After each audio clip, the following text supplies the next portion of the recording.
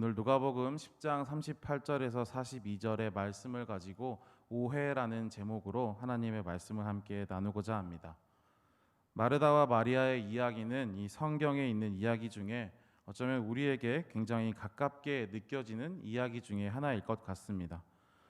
남매 사이지만 누나가 있는 저에게 특별히 마르다의 입장을 너무나 잘 이해할 수 있는 그런 맥락의 이야기이기도 합니다.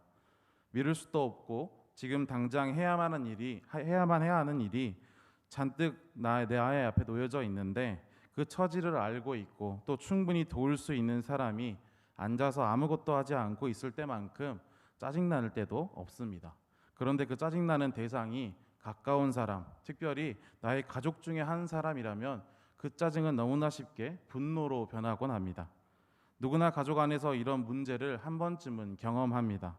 혹은 가정이 아니더라도 서로가 상황을 이해하지 못하는 이 관점이 다를 때나 서로에 대한 기대가 함께 상응하지 못할 때 본문과 같은 오해의 상황들이 발생하곤 합니다. 그런데 또 오늘 말씀은 복음서의 이야기 중에 가장 어려운 이야기인 것 같기도 합니다. 그 이유는 마르다와 이 마리아의 관계의 문제보다는 그 모습을 보고 말씀하시는 예수님의 가르침 때문에 그렇습니다. 너무나 당연한 상황 속에서 예수님은 생각지도 못한 대답을 하십니다. 사실 생각지도 못한 것보다 이해할 수 없는 대답을 마르다에게 전하시는 모습이 오늘 본문에 기록됩니다. 한때 이 본문이 저 같은 전도사들에게 신대원을 다니는 기간에 과제로 나온 적이 있었습니다. 이 본문이 의미하는 바가 무엇이냐, 이 본문을 우리가 어떻게 이해하느냐를 과제로 내주셨는데 전도사 4명이 이틀 밤을 새면서 머리를 모아서 간신히 공부했던 기억이 날 만큼 저에게는 참 어려운 본문 중에 하나였습니다. 그렇다면 이 어려운 본문, 과제로도 나와서 참 고생했던 이 본문을 도대체 우리는 어떻게 이해해야 할까요? 이 고민만 했던 오늘의 본문, 어떤 면으로는 너무나 나에게 가까운 이야기인 것 같은데 어떤 면으로는 너무나 어려운 이 마르다와 마리아의 본문을 우리는 어떻게 읽을 수 있을까요? 이해할 수 없는 예수님의 대답을 이해해 보기 위해서 먼저 우리는 나에게 더 익숙한 관점으로 본문을 읽어야 합니다. 우리에게 익숙한 관점으로 본문을 읽어본다면 이렇게 우리는 다시 한번 본문을 읽어볼 수가 있을 것 같습니다. 예수님께서 어떤 지방을 지나가시다가 한 마을에 들어가게 되셨습니다. 그리고 그곳에 마르다라고 하는 여자가 예수님을 자기 집으로 영접하면서 오늘 본문의 이야기가 시작합니다. 본문의 말씀에서 찾을 수 있는 이 정보가 몇 가지가 있습니다. 첫 번째는 이 자매, 마르다와 마리아 자매와 예수님의 관계가 무엇일까라는 정보입니다. 대개 복음서에서 여자의 이름이 나오는 상황들에 공통점이 있는데 이 공통점은 예수님과 밀접한 관계가 전제된 경우가 많다라는 것입니다. 어떤 지역의 여인, 어떤 병을 입은 여인이 아니라 이름으로 새겨된 여성들은 이 직접 거론되는 복음서의 여인들은 예수님과 되게 가까운 관계를 형성하고 있습니다. 이런 전제로 우리는 예수님에게 마르다의 집은 편하게 여기실 수 있는 공간쯤 될 수 있겠구나라고 가정을 할 수가 있습니다. 또 이 가정을 우리가 조금 더 확대해 본다면 예수님께서 이 마르다와 마리아 자매를 어느 정도 알고 계실 수 있다, 혹은 잘 알고 계실 수 있다라는 가정도 우리는 세워볼 수가 있습니다. 두 번째 정보는 마르다가 어떤 사람인가에 대한 정보입니다. 마르다는 굉장히 관대한 사람처럼 기록됩니다. 손님 대접을 굉장히 잘하는 사람이라는 것과 굉장히 상황을 이성적으로 바라보는 사람처럼 이 누가복음에서 기록되고 있습니다. 예수님을 영접하기 위해 마르다는 굉장히 분주합니다. 예수님께서 미리 전가를 주고 오신 것도 아닐 것이고 언제 오시겠다고 선약을 잡고 오신 것도 아니기 때문에 예수님을 영접하고자 하는 이 마르다의 마음은 굉장히 분주합니다. 또한 마르다가 영접해야 하는 대상은 예수님뿐만이 아니라는 것을 우리는 본문을 통해서 알 수 있습니다. 38절의 시작에 그들이라는 표현으로 38절이 시작합니다. 이 그들이라는 표현 안에는 예수님과 함께 동행하는 그 제자들의 무리까지 포함하고 있다라는 것을 독자들에게 알려주는 부분이 됩니다. 며칠이 될지 모르지만 또 며칠간 예수님께서 이 일행이 머무실지 모르지만 이 예수님과 일행을 영접하기 위해서 아마 마르다는 잠자리도 따로 준비해야 할 것이고 먹을 것도 인원수에 맞춰서 더 준비해야 할 수도 있습니다.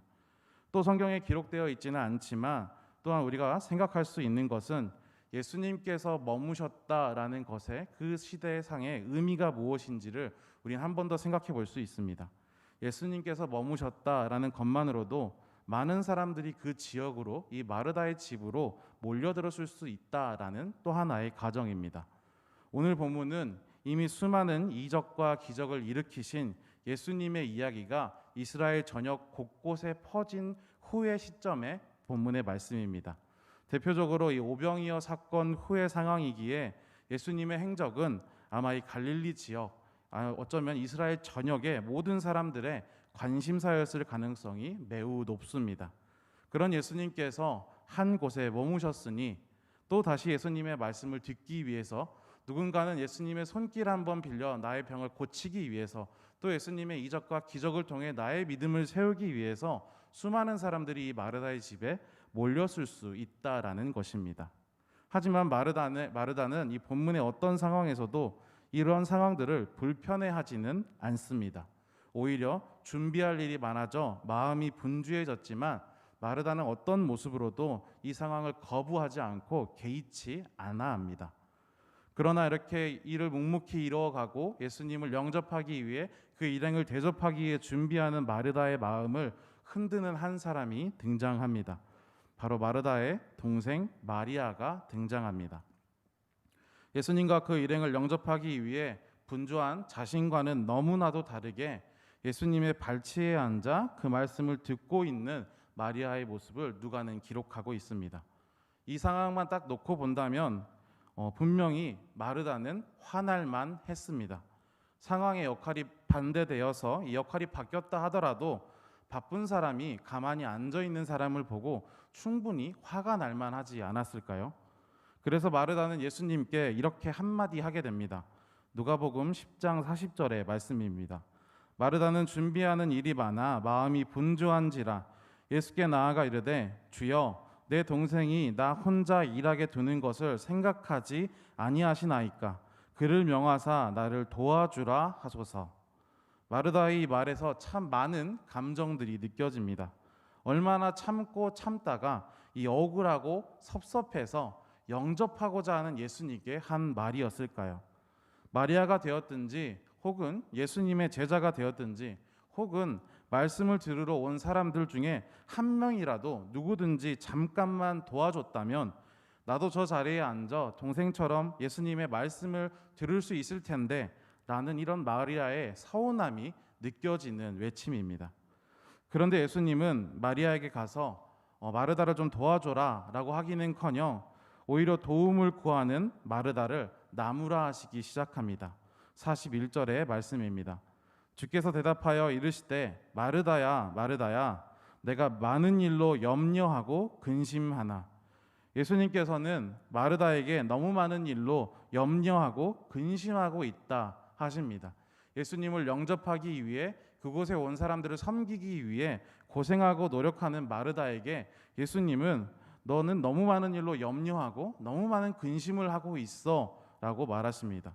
게다가 이어지는 예수님의 말씀은 마리아의 모습을 말씀하시면서 거론하시면서 무슨 이 대단한 일을 하는 것처럼 칭찬까지 마르다 앞에서 하고 계십니다. 42절의 말씀입니다. 몇 가지만 하든지 혹은 한 가지만이라도 족하니 마르다는 이 좋은 편을 택하였으니 빼앗기지 아니하리라 하시니라. 만약 제가 마르다였다면, 그날의 분주한 사람이었다면 그날 이 말 때문에, 예수님 때문에 상처받고 예수님 때문에 시험에 들었을 것만 같습니다. 여러분은 어떠신가요? 여러분이 만약 마르다였다면 어떤 마음이셨을 것 같으신가요? 나는 그렇게나 고생하는데 놀고만 있는, 가만히 앉아서 말씀만 듣고 있는 마리아는 칭찬하시고, 고생하는 나에게는 오히려 집중하지 못한다, 마음이 분주하다, 염려가 많다, 근심하고 있다라고 하시니 쉽게 이해는 되지 않지만 이 구도에서 분명 마르다는 무언가를 잘못한 것 같고 마리아는 잘하고 있다라는 건데 그 어느 한쪽도 쉽게 이해가 되지는 않습니다. 어느 정도 못한 쪽은 뭘 못했고 잘한 쪽은 또 뭘 잘했는지 내 머릿속에서 어느 정도 정리는 할 수 있겠지만 이 정리된 걸 어떻게 내가 이해하고 어떻게 받아들여 살아야 하는지는 잘 모르겠는 그런 마음을 느끼게 하는 본문이 바로 오늘 마르다와 마리아의 이야기입니다. 여기까지가 대부분의 사람들이 흔히 이해하는 마르다와 마리아 이야기의 구도가 될 것 같습니다. 그렇다면 어떤 관점으로 오늘 본문을 읽어야 오늘 예수님의 말씀, 이 본문의 목적을 우리가 조금 더 명확하게 알 수 있을까요? 이 본문에서 예수님이 말씀하시고자 하신 것, 말씀하신 것의 의미는 무엇일까요? 이것을 위해 유진 피터슨 목사님은 다시 본문의 첫 말씀인 38절로 돌아가서 이 본문의 시작에서 이 본문의 목적을 찾기를 권유하십니다. 38절 상반절을 함께 읽어보도록 하겠습니다. 그들이 길 갈 때에 예수께서 한 마을에 들어가시매 그들이 길 갈 때에 예수께서 한 마을에 들어가시매 이 말씀에서 그들이로 표현되는 예수님과 그 일행의 목적지, 그들이 가고 있는 목적지는 과연 어디일까요? 그들이 길을 갈 때라고 기록하는데 그렇다면 이 그들이 가는 곳, 이 목적지는 도대체 어느 곳일까요? 적어도 우리가 38절 안에서 본문을 다시 한번 생각해 본다면 이 38절 안에서 그들의 최종 목적지가 이어지는 한 마을, 마르다와 마리아가 있는 그 집은 아니다라는 것을 우리는 분명히 알 수 있습니다. 그렇다면 예수님, 이 그들로 표현되고 있는 예수님과 예수님의 일행의 목적지는 어디일까요? 누가복음 9장 51절은 그 목적지가 어디인지를 분명하게 이야기하고 있는데요. 우리 누가복음 9장 51절을 함께 읽어보도록 하겠습니다. 예수께서 승천하실 기약이 차감해 예루살렘을 향하여 올라가시기로 굳게 결심하시고. 근데 이제 그 목적지가 어딘지 아시겠나요? 맞습니다. 바로 예수님의 목적지는 예루살렘입니다. 그리고 우리가 잘 알듯이 예수님께서 예루살렘으로 향하시는 목적은 바로 죽음과 부활을 통해 하나님의 사역을 이 땅에 이루시고 51절의 말씀처럼 승천하시기 위함인도 앞선 본문을 통해 우리는 예상할 수 있습니다. 9장 51절의 말씀을 분기점으로 이제 누가복음이라는 이 말씀의 서사가 바뀝니다. 이 서사가 십자가라는 마지막을 향하는 마지막 결말의 서사로 바뀌게 됩니다. 그리고 9장 51절로 이어지는 10개의 장에서 누가는 예루살렘으로 가는 십자가로 향하는 이 마지막 여행에서 일어난 일들을 세세히 기록하고 있습니다. 그 중 하나가 바로 마르다와 마리아의 이야기가 되겠습니다. 그렇다면 마르다와 마리아의 이야기의 목적은 무엇이어야 할까요? 유진 피터슨 목사님은 자신의 책 이 사복음서에서 예루살렘으로 향하는 마지막 여정을 예수님께서 자신이 떠난 후에 우리가 어떻게 그리스도인의 삶을 살아야 하는지에 대한 가르침의 기간, 훈련의 기간이다라고 표현합니다. 예수님께서 자신이 떠난 후에 우리가 어떻게 그리스도인의 삶을 살아야 하는지에 대한 가르침의 기간, 훈련의 기간이라고 표현을 합니다.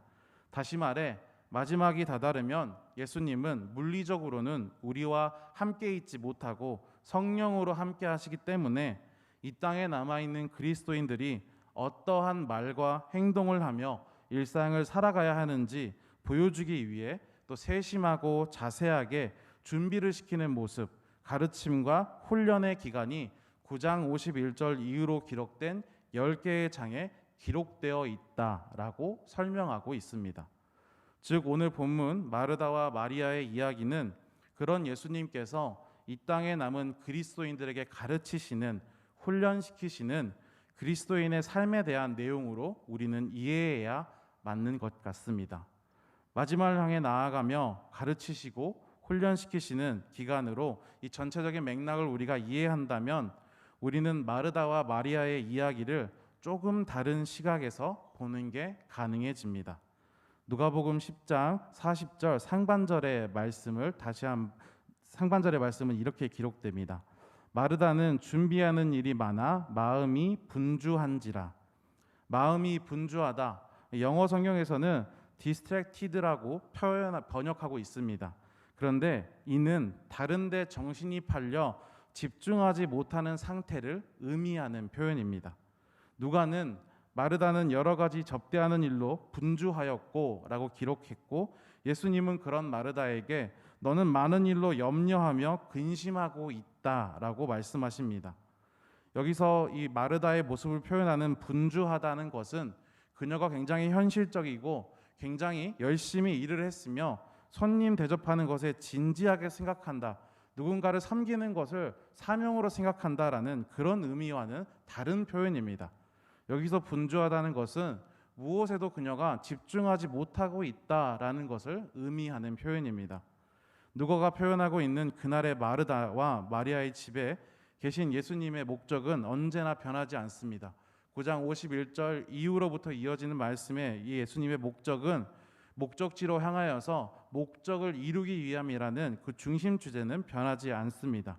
그리고 이 목적을 이룬 후에 남아있을 그리스도인들을 위한 가르침을 전하시기 위해 목적지를 향하는 중에 이 마르다의 집과 같은 곳에 유하셔서 이 가르침을 전하시고 훈련시키시는 과정인 것입니다.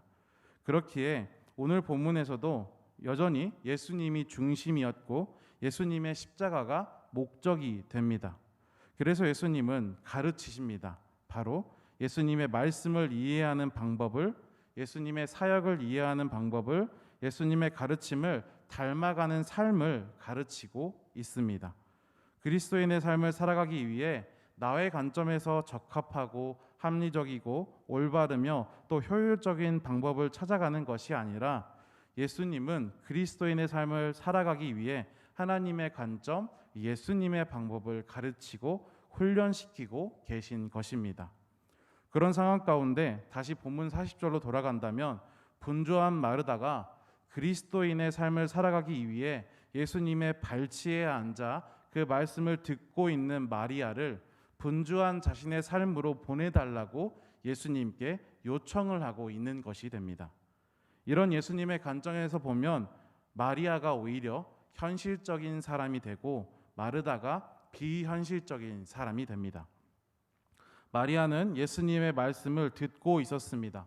무엇을 해야 하고 어떻게 해야 하는지를 알기 위해 예수님의 말씀을 발치에 앉아 듣는 사람이었습니다. 하지만 마르다는 분주합니다. 집중하지 않습니다. 그리스도인으로 살아가기 위해 예수님 없는 삶의 방법을 더욱 분주하게 준비하며 예수님을 바라보고 있습니다. 훈련을 받고 준비해야 하는 그 시기에 듣지 않는 마르다는 대체로 너무 많은 일을 하며 해야 하는 일을 그르치고 있는 것입니다. 유진 피터슨 목사님께서 이 마르다와 마리아의 이야기를 정리하며 이런 멘트를 남기셨습니다.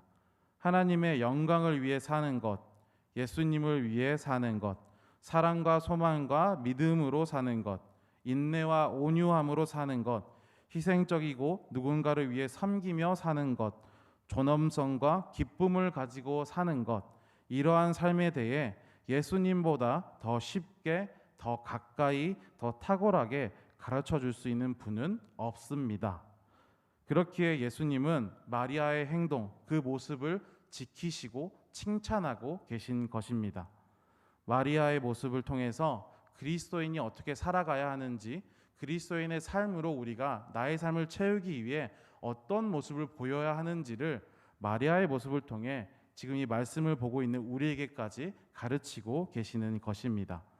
마르다와 마리아, 우리는 어떤 말씀으로 이 말씀 앞에 이 말씀을 듣고 있을까요? 우리가 매 주일마다 예배의 공예배의 시간마다 예배당으로 돌아와 예수님의 발치에 앉아 그분의 말씀을 듣고자 하는 목적은 무엇일까요? 바로 예수님과 함께 우리 삶의 모든 구체적인 것들을 살아내는 방법을 배우기 위함이다라고 저는 생각합니다. 때론 예수님의 말씀보다 더 중요하게 여겨지고 지금 당장 필요로 하는 많은 것들이 우리 앞에 놓여질 때도 정말 많습니다. 이성적으로 또 합리적으로 논리적으로 생각해도 그 행동이 맞고 분명 마리아의 행동, 그런 모습보다는 마르다의 억울함이 나의 삶에서 더 잘 느껴지는 것도 사실입니다.